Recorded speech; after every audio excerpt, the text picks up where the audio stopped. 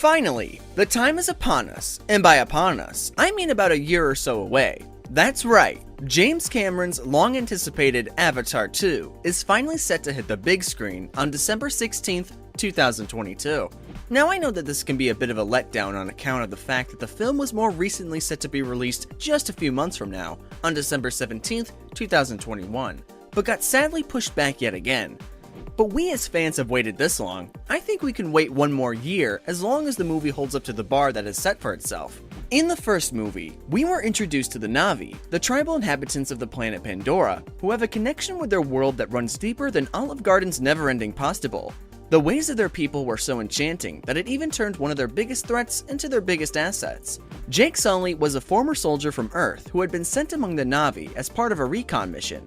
As Jake saw who the Na'vi were and how sacred their world was to them, he quickly grew close with them and ended up even referring to them as his people, and the humans as Sky People. While many familiar faces are going to be returning for the sequel, including Jake, we will also be seeing a ton of new Na'vi, including Jake's new family.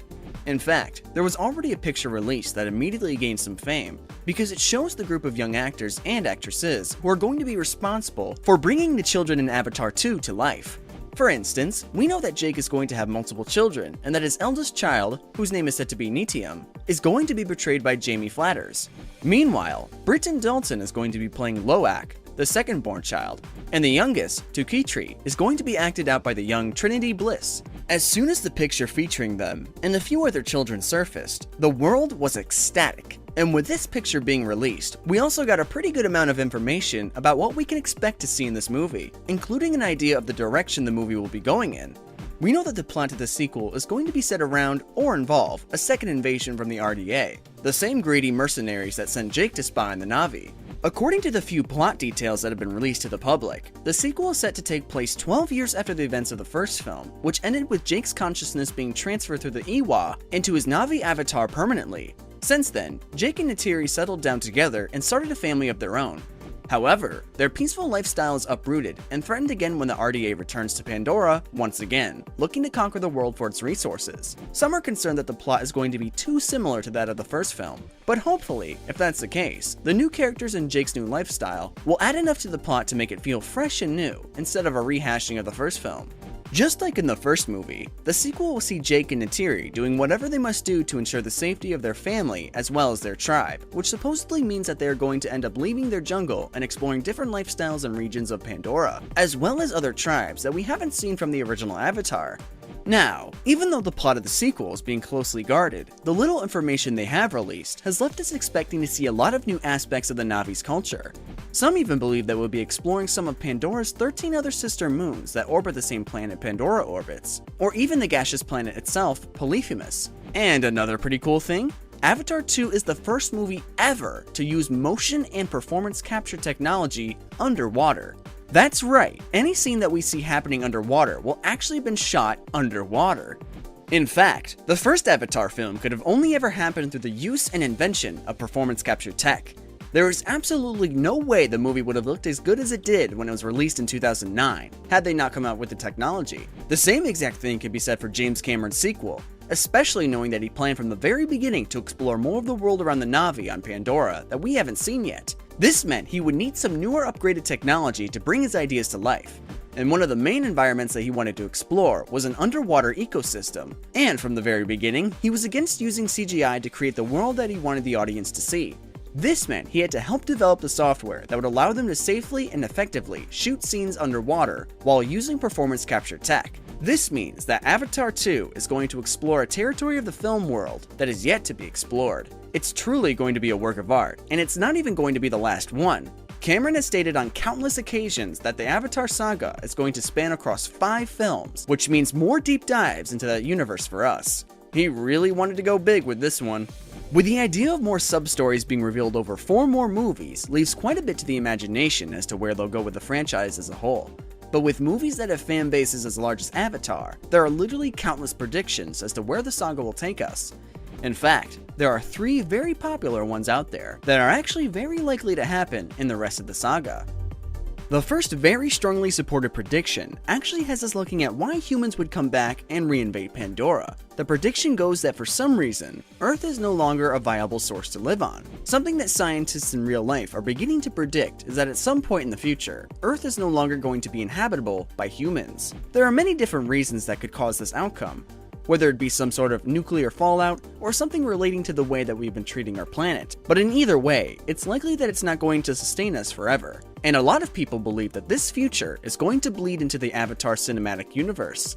As we know from the first film, the whole reason the humans were on Pandora in the first place was to mine for unobtainium. Unobtainium is a mineral in the Avatar universe whose name has been heavily criticized for not being very creative. But more importantly, it is a resource that the RDA believe could help the human race survive. And though we may have seen their plan fail at the hands of Jake Sully, causing humans to ultimately be forced off Pandora, it's likely that they still need the unobtainium in the second film, and after 12 years, are more desperate than ever. It's been heavily predicted that the reason the humans are so dead set on returning for the life-saving mineral is because they have nowhere else to go. Most people believe that at this point, 12 years later, humanity is dying out and on the brink of extinction, and this wasn't helped when their supply of unobtainium was cut off.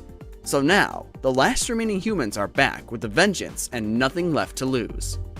Now, one thing that we know for certain is that the character Colonel Miles Quaritch has been confirmed to be making his return in Avatar 2 in some capacity. Although we seemingly saw his death at the end of the first film, it looks like that he either survived somehow or will be resurrected in some way, and Stephen Lang will once again step into the shoes of the villainous Colonel Quaritch. Reports are claiming that he is set to be the primary villain in the entire Avatar saga, so it's likely he will return with full force. But what's even more interesting is that a lot of his portrayal is said to require the performance capture technology that we were referring to earlier. This is leading a lot of people to predict that the character will likely return as some sort of mostly mechanical being.